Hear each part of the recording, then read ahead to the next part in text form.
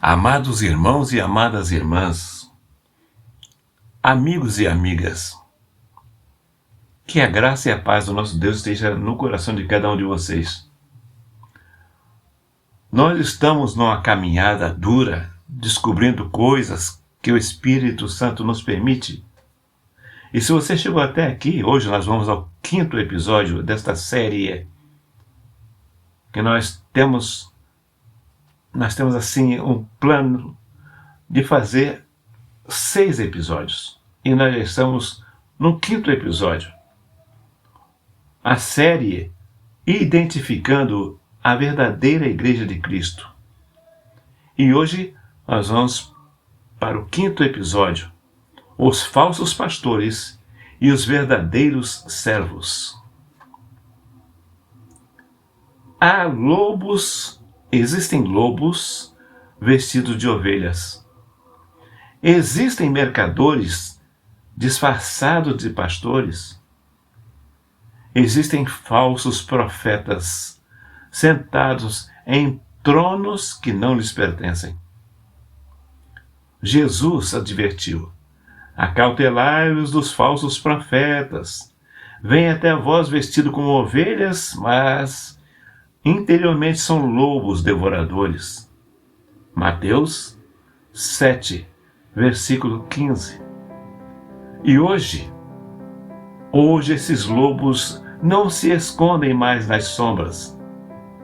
Eles estão nos púlpitos, estão na TV, estão nas redes sociais. Eles estão em todos os lugares, devorando o rebanho, usando o nome de Deus, o nome de Jesus Cristo, dizendo que são dirigidos pelo Espírito Santo de Deus. Tudo mentira, tudo satânico, tudo enganadores. Bem-vindo ao 5º episódio de Identificando a Verdadeira Igreja de Cristo, os falsos pastores e os verdadeiros servos. Em João, capítulo 10, Jesus traça um contraste devastador. O bom pastor dá a sua vida pelas ovelhas, mas o mercenário, que não é pastor, de quem não são as ovelhas, vê vir o lobo, deixa as ovelhas e foge. Evangelho de João, capítulo 10, versículo 11 e 12. O bom pastor dá a vida, o mercenário foge. E aqui está a 5ª marca da verdadeira igreja. Ela é guiada por servos verdadeiros, não por mercenário, não por lobos, não por homens que buscam glória, poder, riqueza, mas por aqueles que, como Cristo, dão suas vidas pelo rebanho. Mas como identificar? Como saber quem é pastor, quem é lobo? Como discernir entre o servo de Cristo e o servo de si mesmo, ou até mesmo o servo de Satanás? Jesus não deixou espaço para dúvida. Ele disse: pelos seus frutos os conhecereis. Evangelho de Mateus, capítulo 7, versículo 16. Frutos.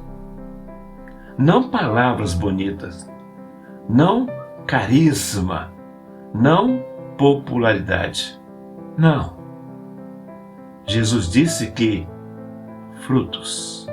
Pelos seus frutos os conhecereis. E os frutos dos falsos pastores são inconfundíveis. Vamos observar. Olhe para o pastor da sua igreja. Não, querido, veja. A intenção da palavra de Deus não é desmoralizar, porque as pessoas que agem de maneira falsa, elas se desmoralizam. A palavra de Deus não tem o intuito de desmoralizar ninguém, não. A palavra de Deus é para abrir os teus olhos, os nossos olhos. Lâmpada para os meus pés é a tua palavra, luz para o meu caminho.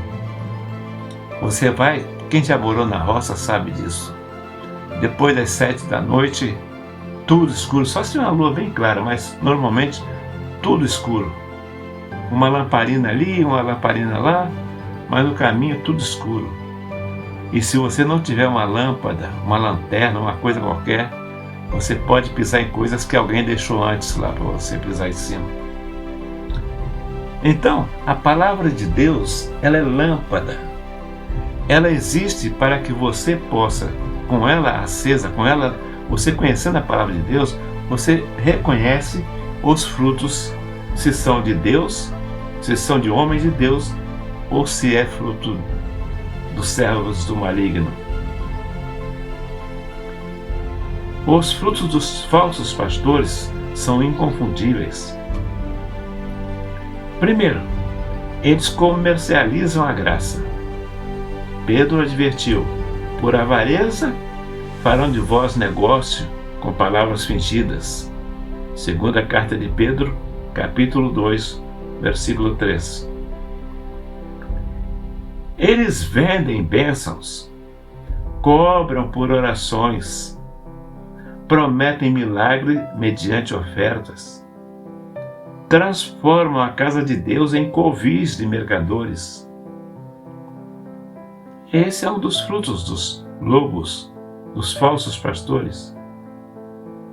Segundo, eles constroem impérios pessoais. Paulo advertiu: porque haverá tempo em que não suportarão a sã doutrina, mas, tendo comichão nos ouvidos, amontoarão para si doutores conforme as suas próprias concupiscências. Segunda carta de Timóteo, capítulo 4, versículo 3. Eles não edificam o reino de Cristo. Eles edificam seus próprios reinos, seus próprios bolsos. Você pode identificá-los facilmente. Compare o seu líder com Jesus Cristo. Olha, Jesus Cristo e seus discípulos andavam quilômetros para pregar a palavra. E quando chegava lá, fazia curas, operava milagres, ensinava a palavra, fazia discípulos. Sabe quanto é que Jesus Cristo cobrava por esse serviço? R$0, $0, zero qualquer coisa, zero. O homem de Deus não cobra para trabalhar para Deus, porque ele reconhece que ele é servo, e servo não tem salário. Até quando, meu Deus, até quando as pessoas serão tão inocentes, tão estúpidas espiritualmente falando, para não reconhecer um charlatão, um enganador, um servo do outro Senhor e não de Jesus Cristo? Pessoas que prometem milagres mediante oferta, transformar a casa de Deus em covis de ladrão. Eles constroem palácios. Você já olhou a casa de determinados lobos que existem por aí? Você já observou o padrão de vida desses lobos que andam por aí? Tem seus jatos, tem as suas mansões, tem suas fazendas, tem seus patrimônios e tem mais. Querem sempre mais. Sempre mais. Paulo advertiu: haverá tempo em que não suportarão a sã doutrina, mas, tendo comichão nos ouvidos, ou seja, as pessoas que não têm orientação de Deus, amontoarão para si doutores conforme as suas próprias concupiscências. Então essas pessoas, esses pastores, ou melhor, esses líderes, não vou dizer que pastor porque Se estamos falando de pastor, é o homem de Deus, e aqui esse não tem nada de Deus. Eles não edificam o reino de Cristo, não trabalham para Cristo. Trabalham para o seu próprio bolso. Jatinhos particulares, mansões, contas bancárias milionárias, tudo em nome de Jesus. É interessante notar que esses homens, eles cobram e tiram 10% de cada um dos membros das suas congregações, e depois, quando aparece uma ovelha precisando de socorro, ele não vai no cofre dele para tirar umas moedas e ajudar o irmão. Não. Ele fala para a igreja: ó igreja, nosso irmão está faltando isso, nosso irmão está faltando aquilo, vamos colaborar e tal.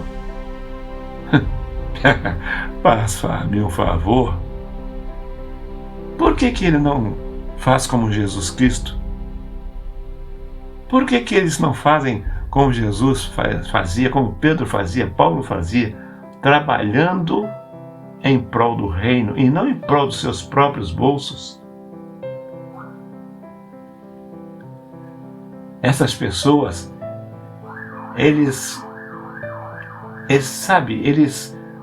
têm contas bancárias milionárias, tudo isso dizendo: estou trabalhando para o Senhor. Mas qual Senhor? Terceiro ponto. Terceira característica eles é ladrões, mas não são ladrões, são lobos. Eles exigem obediência cega. Jesus advertiu: eles atam fardos pesados e difíceis de suportar e os põem aos ombros dos homens, mas eles mesmos nem com o dedo querem movê-los. Evangelho de Mateus, capítulo 23, versículo 4. Eles controlam, manipulam, dominam, e quem questiona é expulso. Quem discorda é amaldiçoado. Quem sai ou quem sair é ameaçado. Quarta característica desses lobos devoradores que estão dizendo-se servos e enganando quem não estuda a palavra de Deus. A quarta característica desses lobos: eles vivem no luxo, enquanto o rebanho sofre. Tiago, meu Deus, que bom se os crentes conhecessem a Bíblia. Tiago advertiu: eis que o salário dos trabalhadores que ceifaram as vossas terras e que por vós foi diminuído, clama. E as vozes dos que ceifaram entraram nos ouvidos do Senhor. Carta de Tiago, capítulo 5, versículo 4. Eles enriquecem, enquanto a viúva doa as suas últimas moedas, enquanto o desempregado se endivida para ofertar, enquanto o doente vende o remédio para semear na obra.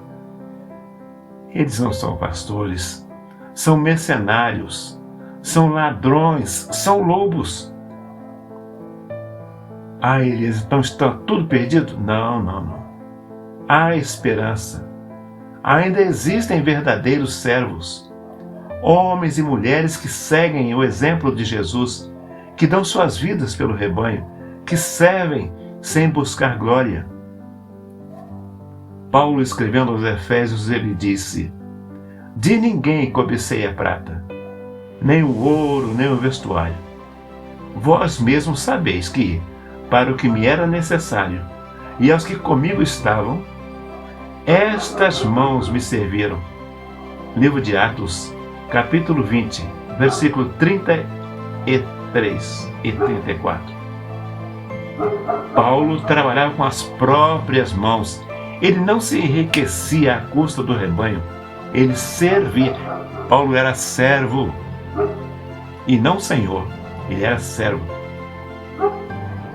E Pedro instruiu: apacentai o rebanho de Deus que está entre vós, não como tendo domínio sobre a herança de Deus, mas servindo de exemplo ao rebanho. Primeira carta de Pedro, capítulo 5, versículos 2 e 3. Não dominando, servindo. O verdadeiro servo primeiro aponta para Cristo, não para si mesmo. João Batista declarou: é necessário que ele cresça e que eu diminua. Evangelho de João, capítulo 3, versículo 30.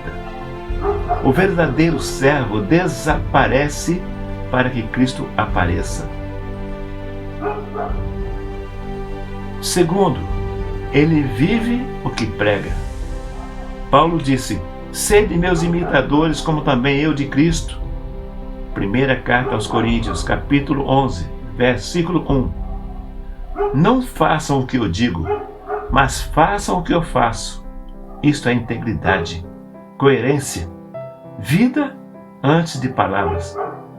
Terceiro, ele alimenta o rebanho com a palavra, não com autoajuda, não com prosperidade, não com entretenimento, com a palavra.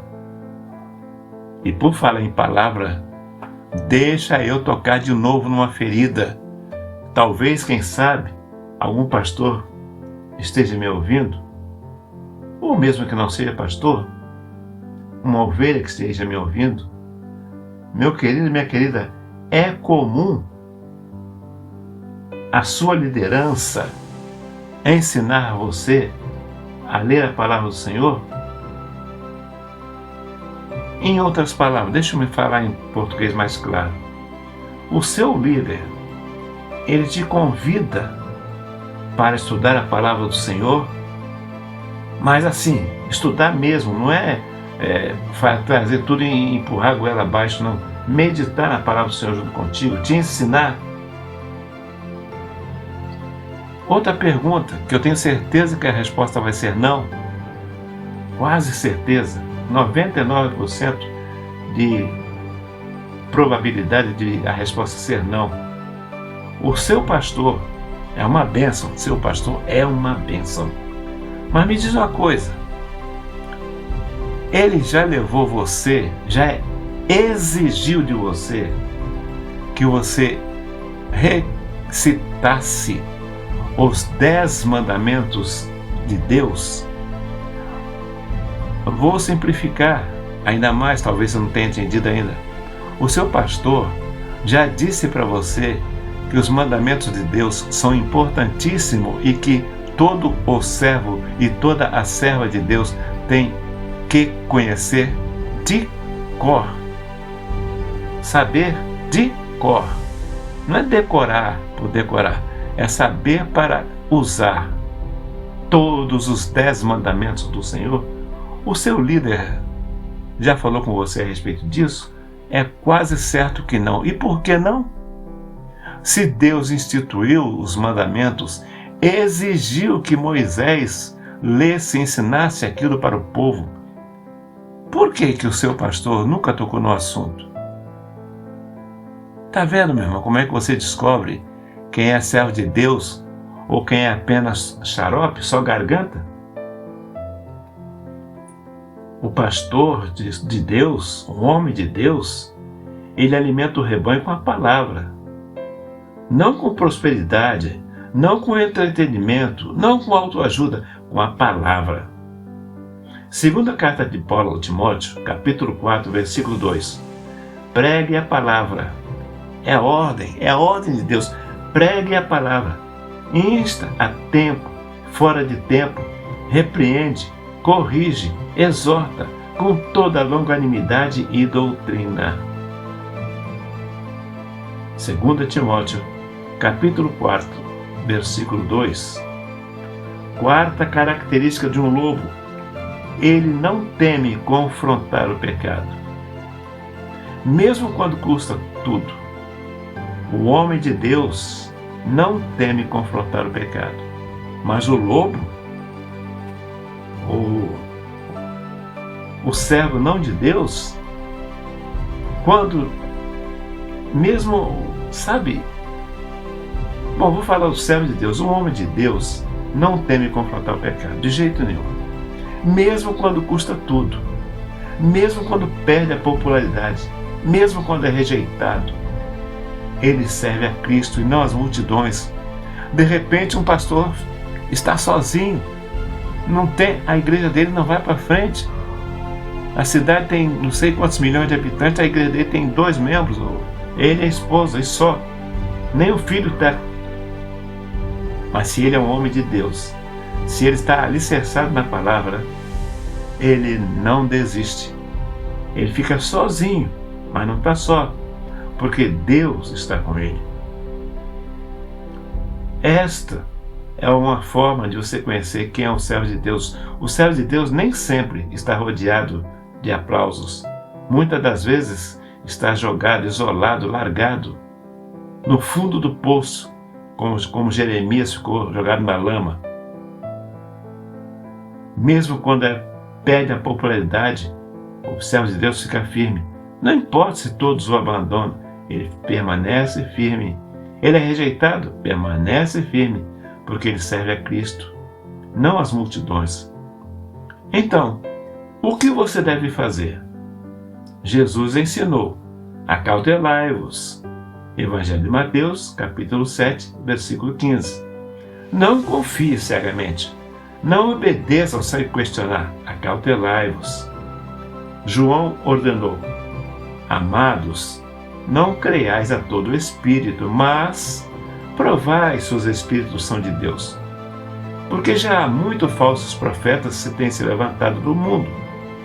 Primeira carta de João, capítulo 4, versículo 1. Provem, testem, examinem, discernam. Compare o que eles dizem com o que a Bíblia diz. Observe como eles vivem, não apenas como pregam. Pergunte: para onde esse líder? Para onde esse líder me aponta? Para Cristo ou para si mesmo? E se você descobrir que está sob um lobo, saia. Não por rebeldia, mas por obediência a Cristo. Porque Jesus disse: as minhas ovelhas ouvem a minha voz, e eu conheço-as, e elas me seguem. Evangelho de João, capítulo 10, versículos 27. Mas Jesus, nesse texto, ele diz: de modo nenhum ouvirão a voz dos estranhos. Antes, foge deles. Siga a voz de Cristo, não a voz dos lobos. Esse episódio pode ter sido doloroso para você. Talvez você tenha reconhecido seu líder nas características de um lobo. Talvez você esteja percebendo que foi manipulado, foi usado, enganado. Mas ainda há esperança, porque Cristo conhece as suas ovelhas. E Ele nunca deixa um lobo devorar impunemente. E também tem uma outra coisa. Se o lobo aproveitou, tirou a sua lã, foi porque até agora você não atentou para as instruções do Senhor. Leia a Bíblia, conheça a palavra de Deus e você vai ficar imune a esses lobos, porque você vai conhecê-los de longe. Você já os reconhecerá. Uma ovelha que ouve Jesus Cristo, uma ovelha de Jesus Cristo de verdade.